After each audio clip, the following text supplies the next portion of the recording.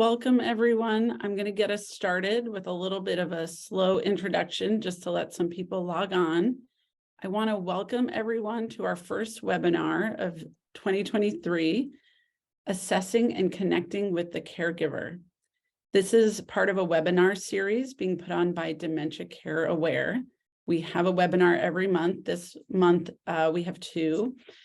And we are led by UCSF and the Department of Healthcare Services, and I'll be your moderator today. I'm Anna Chodos, and I am very privileged to be the Executive Director of Dementia Care Aware, and here with two of my esteemed colleagues who will be presenting on this topic. So I'm going to go to our next slide so you can meet us. As I mentioned, I'm Anna, and very pleased to be moderating today with two really wonderful colleagues with remarkable expertise and experience in assessing and supporting caregivers. So our first presenter will be Dr. Wagahta Semere, who is a colleague of mine here at UCSF. We both practice in general internal medicine at Zuckerberg San Francisco General Hospital. And Dr. Semere is also a researcher with an interest in caregiver well-being and engagement with healthcare. Our other presenter today is Joseph Herrera, who's a social worker. He's at University of Southern California and the Rancho Los Amigos California Alzheimer's Disease Center, and has been working for many years with caregivers, also very involved with research and a co-PI on many projects supporting caregivers and people living with dementia. So we're incredibly fortunate to have them today to present and help us start to really dig in on issues around supporting caregivers. Neither of our presenters have any financial disclosures. And just to welcome you while we're all getting settled and logged in, I also just want to provide a brief reminder of all of our program offerings at Dementia Care Aware. We are coming on being a year old now and are really ramping up this year. So we want to make sure that people reach out to us and particularly take advantage of our offerings.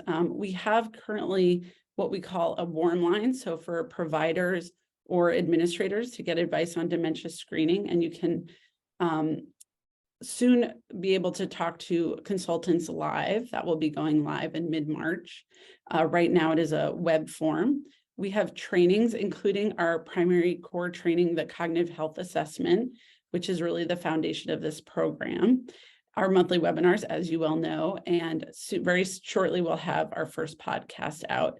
The podcasts are reviews of the educational material so that you can find other ways to get the material and the education that we're really excited about bringing to you. We have many opportunities for ECHO-like series and case conferences where you can sign up at our website as well. And we also have, if you're a practice looking to implement screening, do practice change around dementia care, we are here to support you. We have access to the UCLA Alzheimer's and Dementia Care Program and the Alzheimer's Association's Health Systems Implementation Services as well. So just a brief overview, and you can definitely learn more at our website.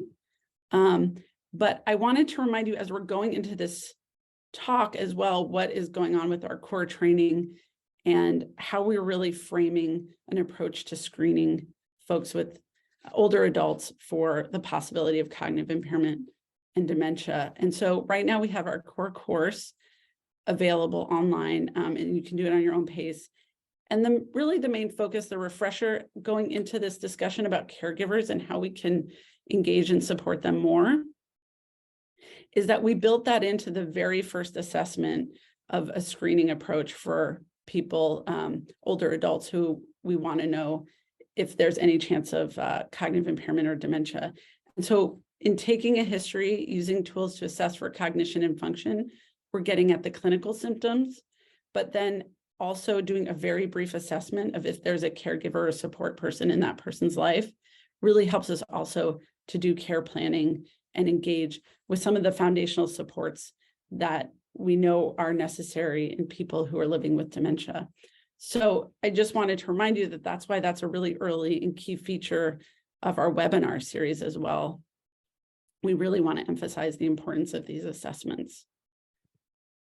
So our learning objectives today will be, hopefully by the time you've enjoyed this webinar, you'll be able to describe 2 barriers to engaging family caregivers in the care of patients with cognitive impairment or dementia, explain 2 potential benefits to engaging family caregivers in the care of patients with cognitive impairment, understanding the role of social workers in supporting caregivers, and identifying effective strategies for assessing family caregiver well-being and the risk of burden as part of a team, part of a healthcare team. We know that many people here are providers, and many people are social workers, and many people are additional staff in clinics or administration.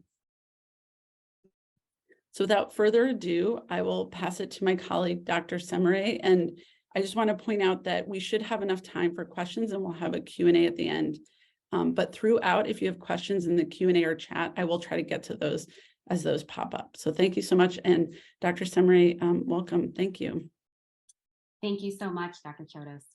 I've had the opportunity to talk about caregiving with a number of healthcare workers, and I find that the topic resonates for so many of us on a professional level, but also very much on a personal level. Being a caregiver or care recipient is something that almost everyone has experienced, is experiencing, or will experience in their lifetime. I encourage you to think about a professional or personal caregiving situation of your own as we apply the concepts of assessing and connecting with the caregiver. One of the challenges in discussing caregiving is coming to a consensus on how we even define the caregiver. Caregiving happens really on a spectrum, and even the term caregiver is not one that everyone identifies with. Care partner, for instance, is a term that is increasingly being used to denote a more equal footing. That said, for the purposes of this talk, I want to acknowledge that I will be using some widespread terminology, formal and informal caregivers, and this talk is primarily focused on family or informal caregivers. One definition that comes from the Family Caregiver Alliance states that formal caregivers are people like nurses or home health aides that are paid for their services and often work for an organization. Informal caregivers are family members that are unpaid, but these definitions, as you can probably tell, are really too simplistic. Take, for example, IHSS, the In-Home Supportive Services Program, which provides in-home care services for low-income elderly and disabled adults. The majority of IHSS caregivers are family members or friends who are hired by the care recipient to provide care.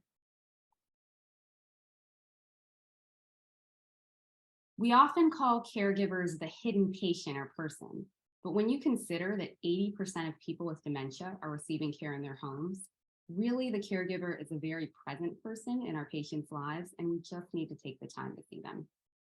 Each year, more than 16 million Americans provide over 17 billion hours of unpaid care for family or friends with dementia. Caregivers of people with dementia provide care for longer than caregivers of those with other chronic conditions. Well over half of family caregivers of people with dementia provide care for 4 years or more.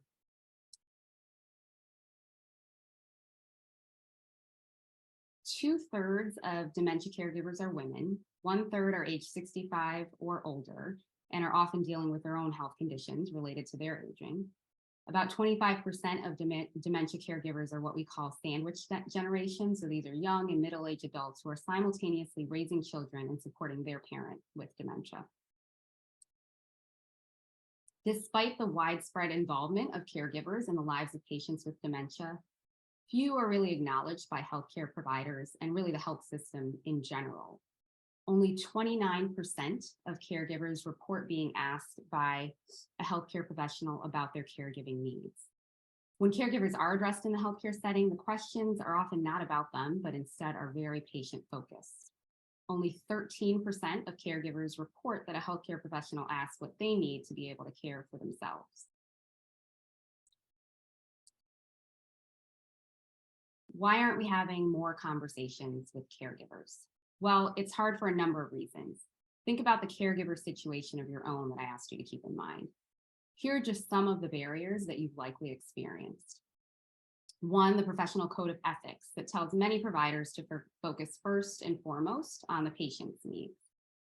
Electronic health records don't provide a consistent means for identifying and tracking caregivers. We already talked about how hard it is to even define the term caregiver. I'll talk briefly later about the patient privacy considerations that make us hesitant to share information with someone other than the patient. And then there's time and payment incentives. As a provider, you're not reimbursed for that extra phone call to a family member to review changes to medications or get additional information about how your patient is doing. And medical training, by and large, still focuses on patient, not family-centered care. Given our many responsibilities and all those barriers we just talked about, why should we make the additional effort to engage family caregivers?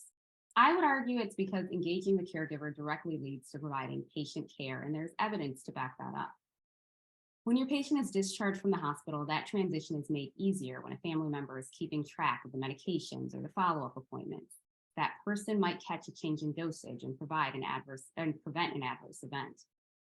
They're there to help the patient understand their disease and engage in a treatment plan. They will let you know when the care plan isn't working at home and help you find strategies that can be effective in improving your patient's care. And although some caregivers have similar communication barriers to patients, oftentimes they do have higher health literacy or English proficiency, and that can be helpful too.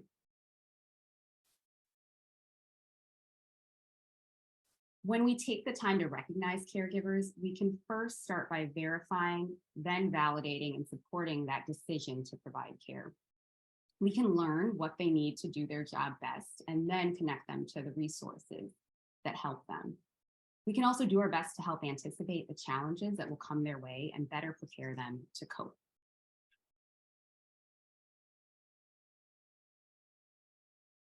As you're thinking about engaging caregivers in patient care, it's important to think about the avenues that caregivers have for accessing patient information. The first route is as a personal representative. The caregiver might have power of attorney, be a surrogate decision maker, or a guardian.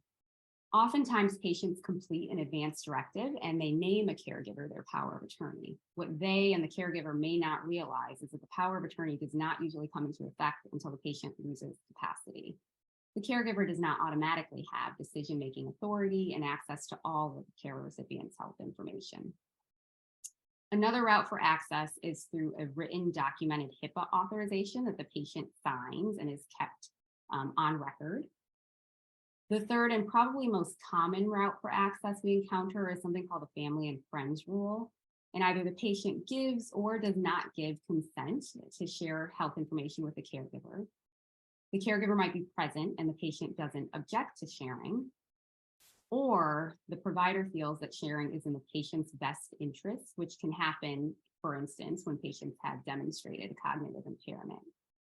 Overall, I think it's important to know that healthcare providers have a lot of discretion in determining what, if any, health information can be shared, and how providers do this is going to vary on a spectrum. They might prevent caregivers access to needed information or can give more access than a patient actually wants. If you agree that caregiver assessment is important to providing better care to both the patient and caregiver, then you might be wondering where to start. I like this framework that comes from the Family Caregiver Alliance and highlights 7 key domains to consider when assessing caregivers. We'll delve into some practical tips for how to assess many of these domains. But first is the context. You need to understand the who. What are the caregiver and care recipient like? Not just their health conditions, but even personalities, daily responsibilities, priorities beyond the caregiving situation.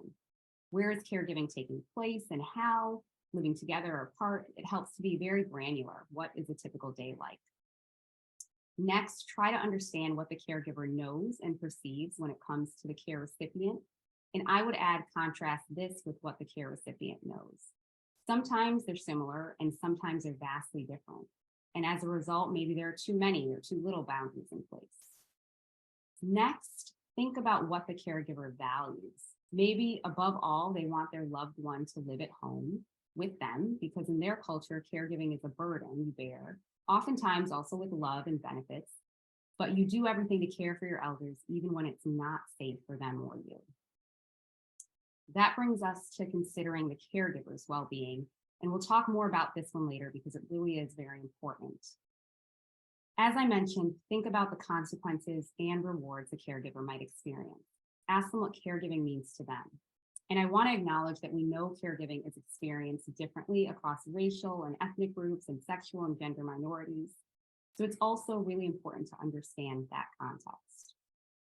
Another component of assessment is knowing what skills and abilities the caregiver has and trying to match those to the caregiving context. Finally, think about how you can augment and fill in gaps with resources that will support the caregiver.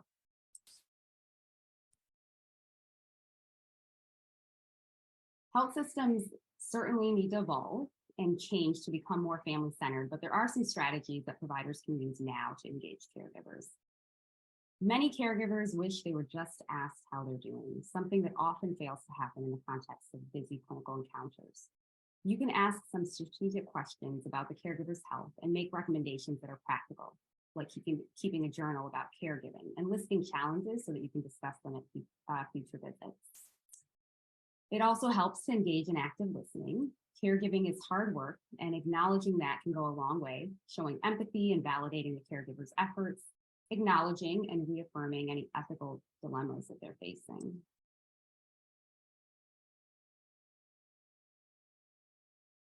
It helps to offer resources if you can and use your knowledgeable healthcare team. That includes social workers who are well connected to community resources, and Joseph will talk more about that. But even if you don't have the information ready to share about support groups or respite care, most caregivers just want a provider to educate them on the patient's disease so that they can do their job as a caregiver better. Ask the caregiver if they've seen their own doctor. Think about developing office protocol that recognizes and is more inclusive of caregivers as part of the medical encounter. First, find ways to ask if the caregiver is involved as part of history taking. Think with your clinical teams about physical space that accommodates a caregiver in the room. Maybe have a few pamphlets in the waiting room relevant to the caregiving that spark discussion. And consider if you need to have a separate conversation or interview with the caregiver and patient, which can often be very informative. As we engage caregivers, it's important to be prepared for what we might hear. For many providers, it can feel daunting to think about both the patient and the caregiver's needs. I want to talk a bit about a few practical steps to consider these issues. While there are many benefits and positive aspects to caregiving, an issue that does get a lot of attention is caregiver burden. That's the perceived stress that a caregiver feels their caregiving responsibilities are having on their own physical, mental, financial, and social well-being. Nationally, about a third of caregivers report burden, and this can be associated with an up to 63% increased risk of mortality, worse depression, anxiety, and worse outcomes for patients as well. Higher risk for burden has been associated with women, spousal caregivers, those with depression and anxiety, caregivers who live with their care recipients or have been in their role for a long time and provide a high number of hours of caregiving, and caregivers responsible for patients with dementia. Thinking back to the caregiving situation you have in mind, I want you to think about what you know about the caregiver and the caregiving context. You probably see one, if not many, of these characteristics in the table of risk factors for burden.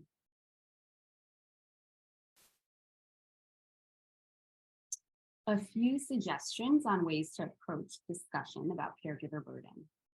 To talk about caregiver health, you might say something like, to provide the very best patient care, I find I need to also pay attention to my patient's caregivers. Can you tell me a bit about how you're feeling or doing? To delve into quality of life, you might say, I know that many family caregivers find the role to be very stressful. How are you coping with these responsibilities? And then to assess need for support, you could try, many caregivers don't want to burden others. Are there times when you really need help but don't ask for fear of being a burden? Who gives you support? How helpful is the support? Caregiving is a very hard job, and the best way to do it is to take advantage of some of the resources available for help. May I help you with a referral? There are a number of screening tools for caregiver burden, particularly focused on dementia, given the high rates of associated burden. Many of these assessment tools are unfortunately pretty cumbersome and really more for research than everyday clinical practice. They typically ask about multiple dimensions of caregiver burden: physical, emotional, financial, and try to focus on the impact of caregiving on the caregiver's daily life.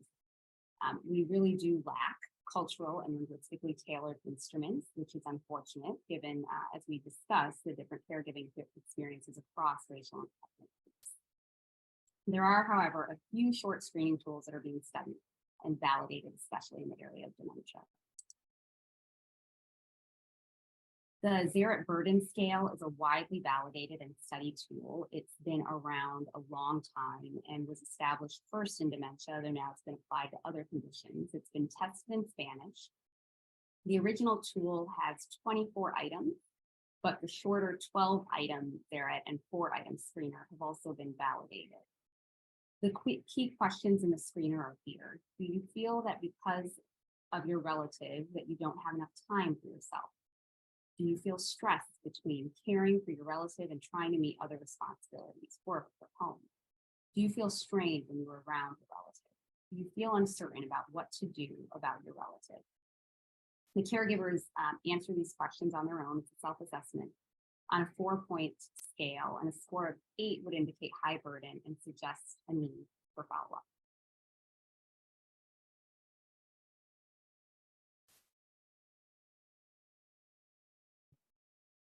Okay, thank you. And since you were just talking about it, I just want to clarify, if someone obviously isn't caring for a relative, okay, do we just substitute it, or can we use our own version? Or, yes. It's okay to yeah, or you could just do it verbally, I guess. Thank you. That was really great. I have not seen the short version. And I think that also, with our mindset on doing these assessments, as you were speaking a lot to the provider level. I think really welcome Mr. Herrera to present on his work as in social work on assessing and connecting with the caregiver and kind of bringing the interprofessional perspective. So welcome, Joseph. Thank you. Thank you, Dr. Chodos. Hello, everyone. So as Dr. Semere illustrated, there are some risks for caregiver burden, especially when there's a new diagnosis. And as we know, that diagnosis sends everyone all over the place emotionally. And we as social workers are here to assist the healthcare provider in working with the caregiver and the patient with care, compassion, commitment, and competence.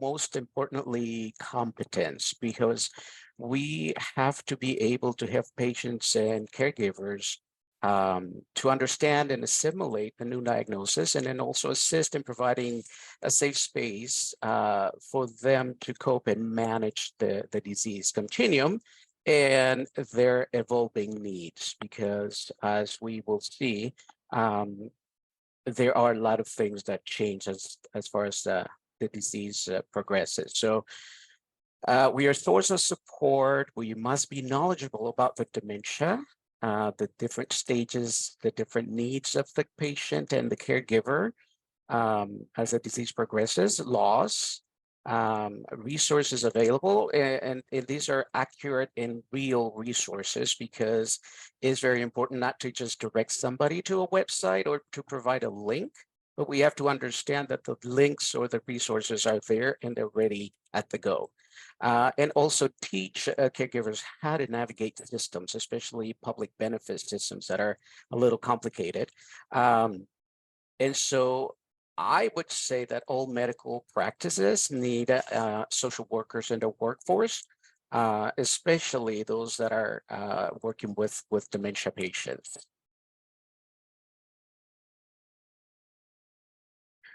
So a little bit about our role. So social workers who work with dementia patients or the dementia population need to have a comprehensive understanding of the disease, the progression and the needs of the patient and the caregiver through the span of the disease. We have to make sure that as soon as the diagnosis is provided, that we start working with the caregiver on a care planning that includes short-term, long-term, and anything in between, that they account for financial, legal, medical, what is available to them, what do they have, what do they need, especially taking on account the capacity of the patient to make decisions on their behalf. So having the proper documentation and ensuring that the caregiver is healthy throughout the process. So we do address that need. How are you feeling today? Are you taking care of yourself? Does your doctor know that you are dealing with, or you're a caregiver for somebody with dementia? Do you have things in place to assist you? And then we reassess on regular basis to ensure that we are providing the support that they need. So another thing that we do is that we work or try to work with caregivers in preparing for the follow-up visits or visits with doctors.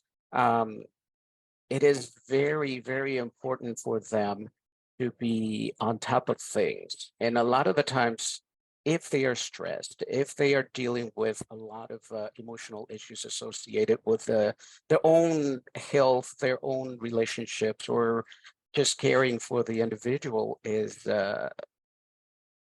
causes a lot of distractions. So we make sure that they are prepared, that they have a list of questions that they want to ask, that they understand the changes in memory and mood function, medical changes that they record when the behavior has changed, when these changes took place, and so that they can notify the doctor what is their health and the health of the patient, the person that they're providing care for. What are the expectations of the visit? A lot of the times that the caregiver shows up to the visit, but they have no idea why they're there or why there is a follow-up visit. Important to bring current list of medications and everything that they are taking, that the patient is taking, so that the doctor is able to assess accurately medications and everything that the patient is taking, and take notes and ask questions.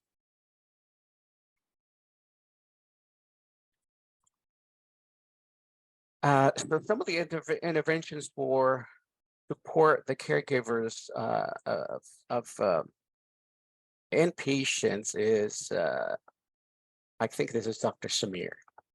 Oh, sure. There you go. So thank you so much for that additional context. And I think we just wanted to add that there are a number of interventions that have been studied to support caregivers. And you can think about them, and typically they're thought about in three categories. So there are the interventions that are directed primarily at the caregiver, those that are directed at the patient, and those that are directed at the caregiver-patient dyad. In general, it's been challenging to demonstrate improvement in things like caregiver burden with these interventions. This can also be based on the caregiving context. For instance, there's been modest effect in reducing caregiver burden through psychoeducational interventions for dementia caregivers and using some medications like antidepressants. There have been more studies across caregiving contexts that show improvement in what we often consider these intermediate outcomes to caregiver burden, so improving caregiver mood, their coping, and self-efficacy.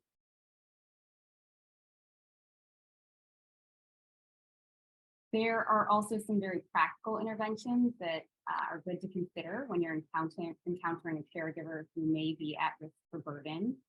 So one, just welcome caregivers as members of the care team. I think we've talked a lot about that, but encouraging caregivers to take care of their own health and personal well-being, providing information and resources. There are a number of resources that are accessible online, but as Mr. Herrera just mentioned, trying to really put that in the context and ensuring they have the support to access those resources.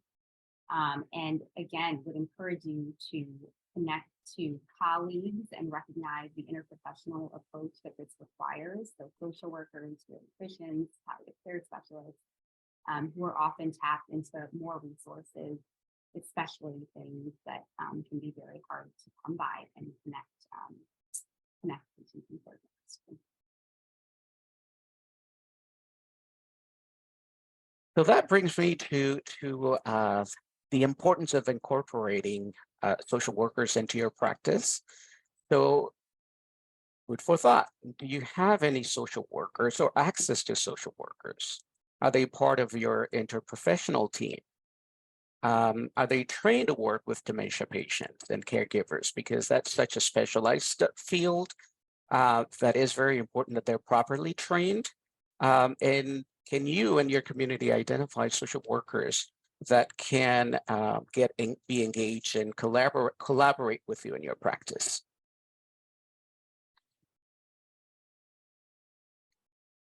So this is a list of resources that are available in the community. It's a short list. I am glad that we have a little bit more resources, and obviously we need a lot more across the state, across the nation. But there are some that are very important and easily accessible to the primary care provider, the caregiver, and for any members of the community that are interested. But this is a short list, and some of the organizations, for example, like the Family Caregiver Alliance, is a well-known national organization, Alzheimer's Los Angeles, Alzheimer's Association, another well-known national organization, Alzheimer's Los Angeles, Alzheimer's Orange County, San Diego. There are resources. I think the trick is for us as social workers or professionals to make sure that we make the connection for or with the caregiver to access those. Sorry.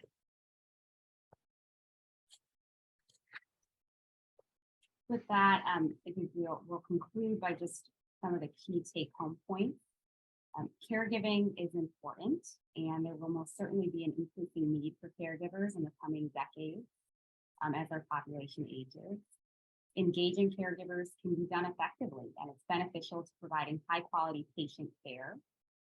Supporting caregivers requires an interprofessional and interdisciplinary approach, and social workers with competency in dementia care can be key.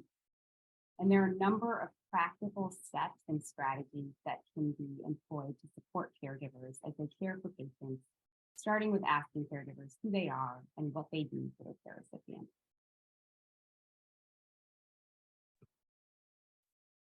Thank you. Thank you both so much. I realize that we're making some sort of record here for efficiency with our presentation, but that leaves a lot of room for Q&A. And I think first of all, we already have some great questions, which I'll start with, but as you, the audience, sort of listen in to some of the questions others are asking, would really appreciate you sort of digging deep. Feel free to put more questions in the Q&A and chat, because we definitely have a solid 10 to 15 minutes here to answer questions. And I know from my perspective, appreciating the importance of working with caregivers, a lot of the real challenges are the rubber meeting the road stuff. Even when we understand some of these principles of acknowledging, first of all, just acknowledging the caregiver and their importance in the care and health of someone with dementia, but then, doing all that hard work of the assessment and connecting to resources. So, and that is exactly where at least some of our questions are coming in. So one of the first questions are in talking about how we can actually engage with caregivers. When you were talking about that, Dr. Semere, there's a question: can family and friends rule be a verbal consent from the patient? So maybe you could say a little bit more about how you think about the family and friends rule in terms of allowing us to engage with caregivers at a certain level. Yeah, so I think that is, although we don't always, think of the term family and friends rule, it is that sort of more informal, verbal or otherwise consent that might happen based on professional judgment, or noticing that, the caregiver is in the room and there's not this objection to sharing information. I think that can sometimes cause some pause for people. So, it is helpful to feel like you validated that in some sense. And so, asking, you can ask, is this okay? Certainly if the patient has cognitive ability to engage in that discussion, that can be helpful. But yes, it is something that would not necessarily require written documentation or signatures. And actually a related question, which is sort of what questions are useful for health professionals to ask caregivers. I'll go back to some of your earlier slides on that with some of the questions, but I know, like, I feel like one question is, how do you like to be involved?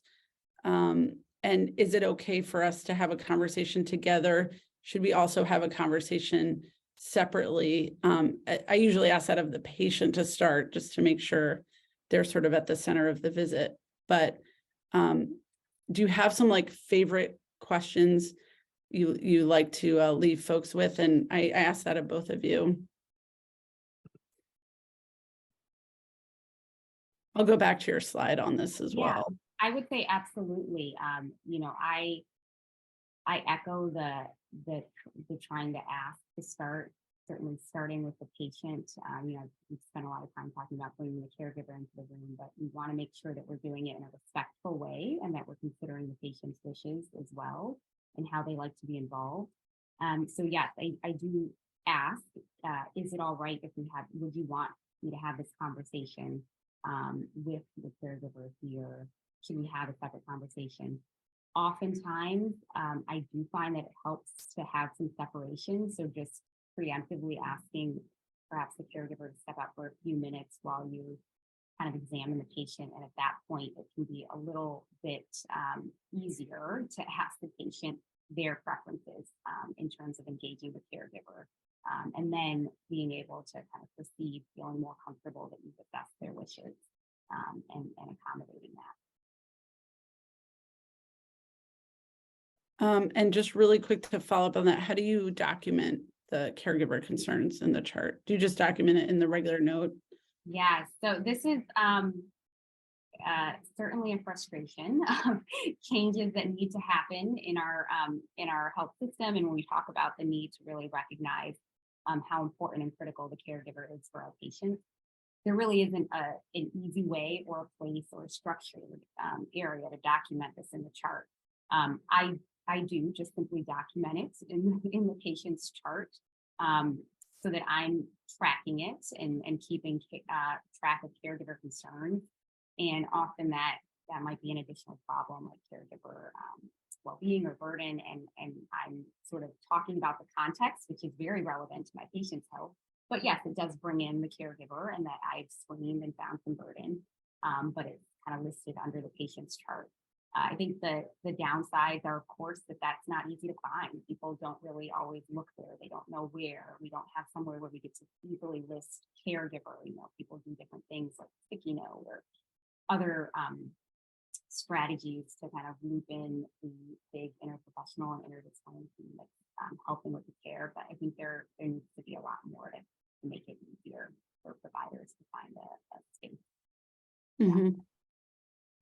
Yeah, and I think documentation about where to really put this came up in a couple of questions, and it sounds like it's challenging there's not a space for it, and that's almost a structural clue that we're not doing enough to incorporate caregivers. And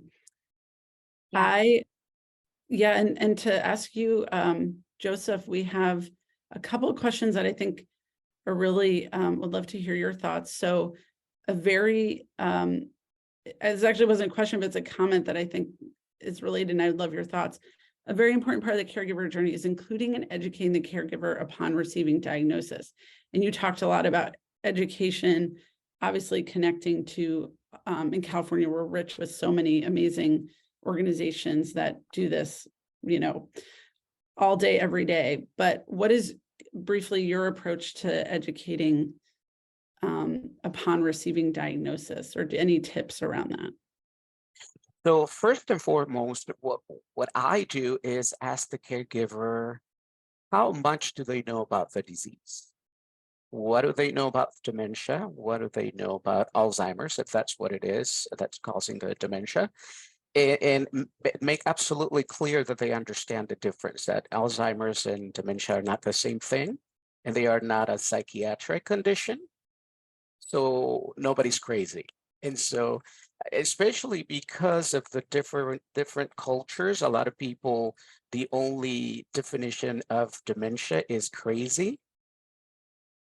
And so if they are giving a diagnosis of dementia, then it is important that they are clear about what that is and what it means, and also engage. I make suggestions about engaging in support groups and psychoeducational groups so that they can learn more about the disease, and also make a plan that includes outcomes of how they want to maintain the quality of life of the patient and for themselves, and at the same time, I mean, it's a very involved process, and they have to be a very active part of that. But if they are dealing with their own chronic health issues, with stress, depression, it requires multiple conversations, because they may not take 100% of what I say on the first session. So if they take 20% and they follow up on one thing, I'm happy. So that's where the patient comes in, and in consideration that now they have been thrown into a situation without warning, and the learning curve is very steep. So support emotionally as well through the process. Related to that, someone comments, I often find caregivers hesitant to attend or make use of support group resources, as you're bringing up the emotional needs, and obviously practical needs as well, that, people get so much practical information in support groups. So the comment goes on, but once they so consistently say they wish they had gone sooner. Do you have any methods you found especially helpful in leading caregivers to some of these resources? So I heard you say, like, early on, it might be a lot of information overload, or it takes people a while to process.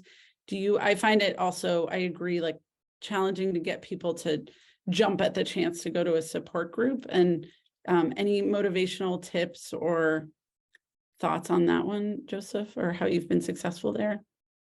I think you have to be very keen to the culture, their religious beliefs, and how they see asking for assistance, directly or indirectly, because their culture may not allow for that.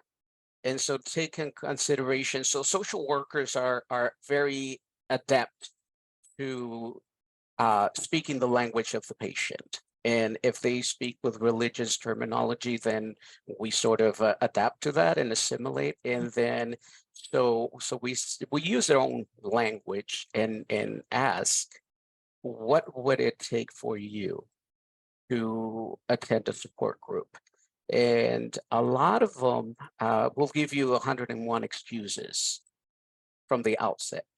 But as they find the need to learn a little bit more, and all it takes is attending one support group or one activity to connect with other people who feel or are in a similar situation, to start making those connections. But I think that the crux of the whole the whole relationship is to be able to allow the patient, the caregiver, to trust, to build that trusting relationship. That's very important, because otherwise you're just saying, you have to do this, you have to do this, and they will tell you, I don't have time to do it, and I can't do it. So working with them, it takes a lot of patience and a lot of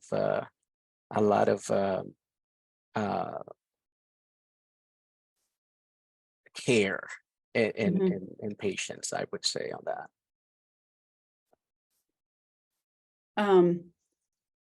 Maybe a related question, and love to hear both of your responses to this.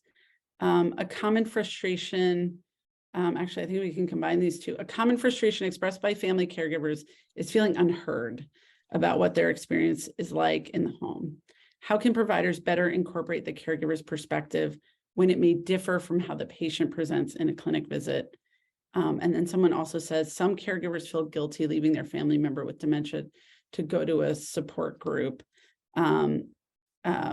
So I guess just there's a lot there in both of those comments and questions about really not only acknowledging, but actually working on the caregivers' emotional experiences with caregiving, and how that's influencing the choices they're making around caregiving. So I don't know if you have any tips, Wagahta, about how to better incorporate their perspective. And then I'm going to ask Joseph the same thing, and addressing guilt and other, emotional aspects of their care. I think I would say personally in my practice, I think it's trying to do more listening, engaging. I think sometimes there's this tendency to hope that we can fix and cure and kind of, which is natural as providers, but sometimes it's really just validating the experiences that this caregiver is having, and that their perspective, what they're seeing is different, acknowledging it. You might not be able to sort of, to resolve those differences, but you want them to know that you are hearing them and you are incorporating that perspective, that it's part of what you're taking in as you're kind of managing the care plan and really bringing them into that space as much as you're able to with the patient's willingness to allow that to happen.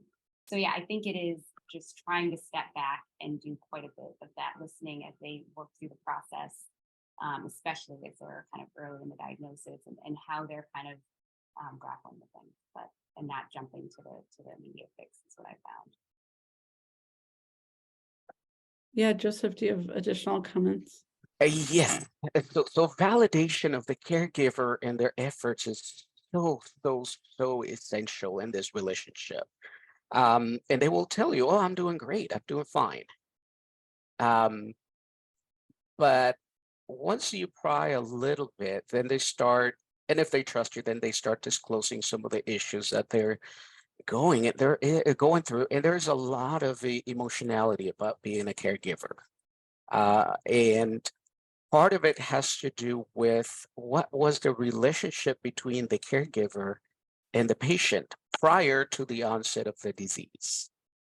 And so some people do it lovingly because they had an amazing relationship. Some people feel blessed, and they have they speak in terms of God gave me an angel to take care of, because he knew that I could do it with love and affection and a lot of care.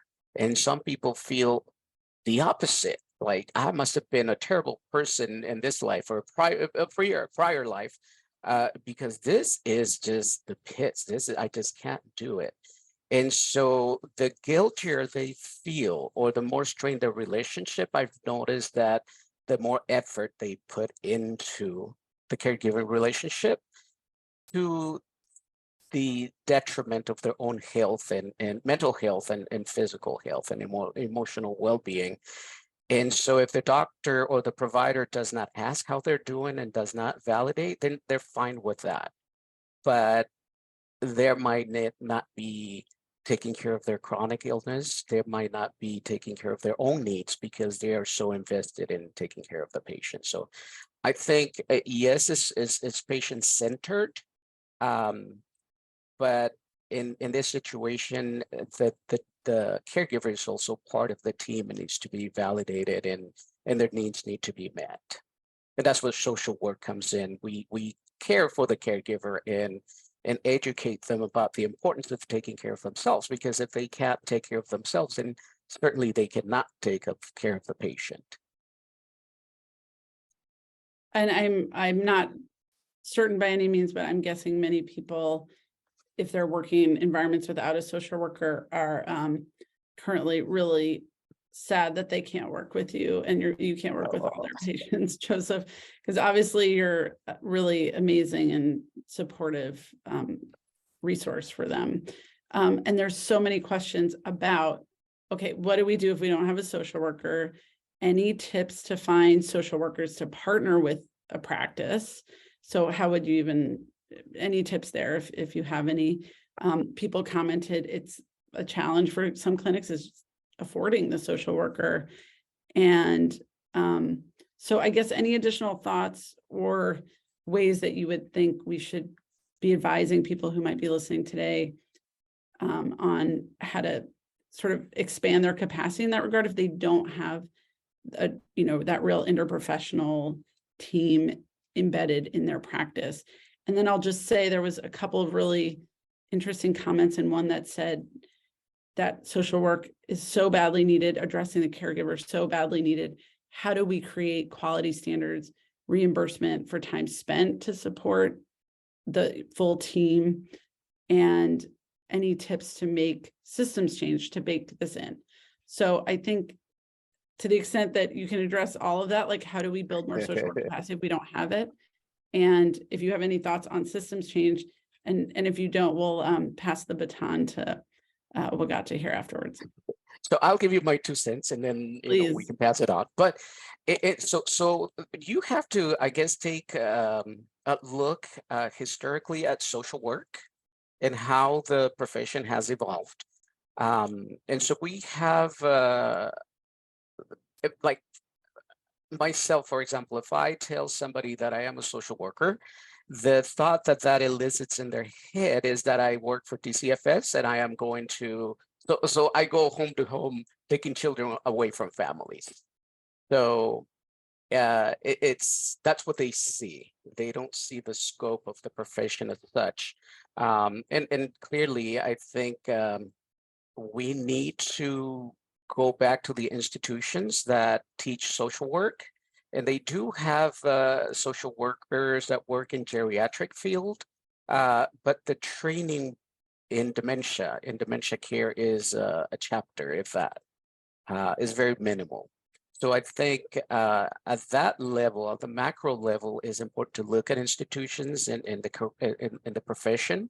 But also I think in changing systems and incorporating social workers into the care team, it's expensive because it is another professional in the team, but also the training. So for a social worker to do what I do, it takes about 2 to 2.5 years of training to understand the disease and be able to understand what the doctor says when they're saying their MMSE score is 15 out of 30, and translate that to the families because it's sort of like its own niche. But I think lastly, advocacy is very important. So advocating with our local government or state government to create opportunities and create a standard of care for social workers in the dementia care field. Really, really quick, are there training resources you recommend to colleagues training in social work to get more dementia training, or is it sort of not one in particular? That was there are a lot of agencies that do provide education and training to social workers to sort of get certified in dementia care. Alzheimer's Association is a national agency that provides that service. I believe also here local in LA County, Alzheimer's Los Angeles, and also Family Care Alliance, I believe, provides some education for social workers. Great. And then did want to point out, somebody shared that free consultations from family consultants from the Caregiver Resource Centers, which is caregivercalifornia.org, are available, and that Medicare does reimburse LCSW's licensed clinical social workers for dementia assessment and counseling, CPT code 90832. So we will include that in the notes. That is so extremely helpful. Just want to say thank you for that.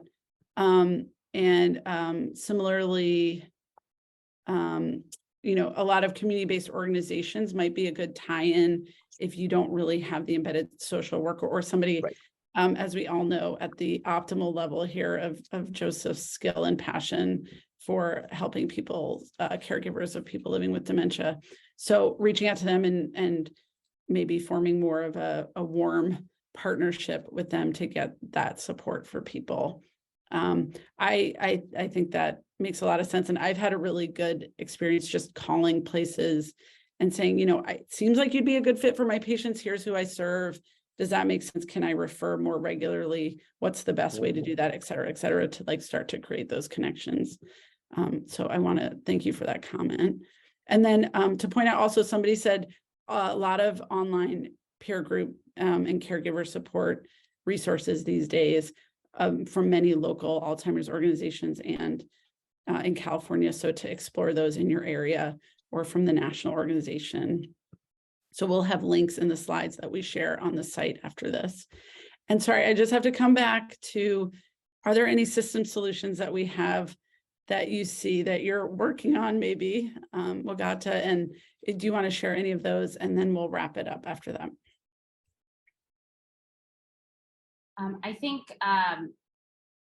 it is sort of, the bigger picture is addressing a lot of these systems issues that we've talked about, that are creating barriers. How do we better recognize the caregiver in general, and how do we create health systems that do that?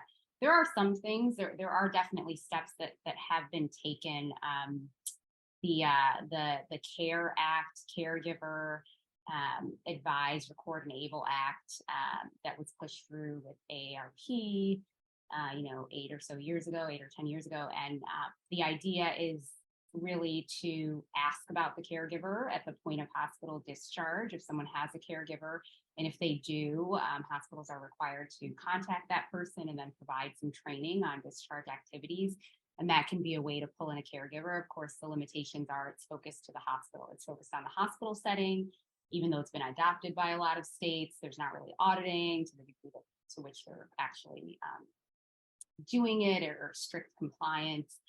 But it's a framework and a start. There are other, national policies and money that we've all heard about that it's been put at the national level to start to think about caregiving and recognize that this is going to be a bigger and bigger issue as we deal with an aging population, higher rates of dementia. So I think it's really just finding organizations to partner with and to advocate with, like many of the ones that we've mentioned, Family Caregiver Alliance, AARP. So kind of looking at the resources that they have, and then thinking about kind of local and state and other policies that you feel passionate about and are able to partner on. But I think it does take all of us bringing this to the forefront. Well, I think we definitely had a really passionate audience, and we're so lucky to have had you as our presenters and discussants. Thank you so much for sharing your experience and expertise and getting us, more on the same page about how we're going to support caregivers. Thank you both so much for your time today. Thank you everyone for your wonderful questions and engagement. Please see the link in the chat to get CME and other continuing education credits. We really, really want you to take advantage of that. And then finally, all these links are in the chat. Just wanted to put our contact information up here. Joseph boldly putting his phone number there as well.